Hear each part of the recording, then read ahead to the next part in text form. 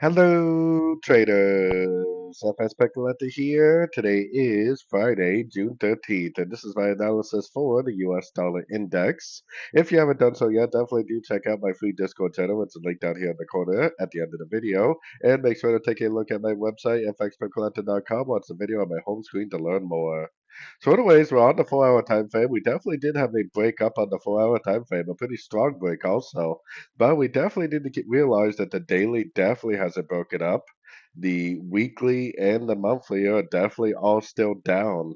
So if all the higher time frames are down and we had to break up on like the 4 hour time frame and below, we kind of had to assume that this move up is very likely just another pullback within the higher time frame downtrend.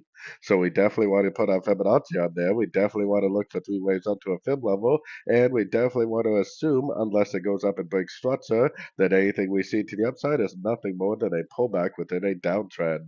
So going down to the 1 hour time frame, we got pretty much just one impulsive move up to a fib level.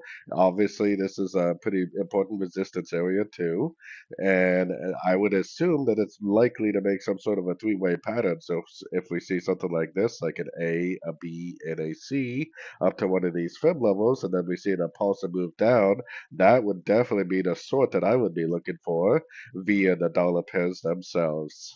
So anyways, don't forget to like and subscribe, and as always, thank you for watching and happy trading.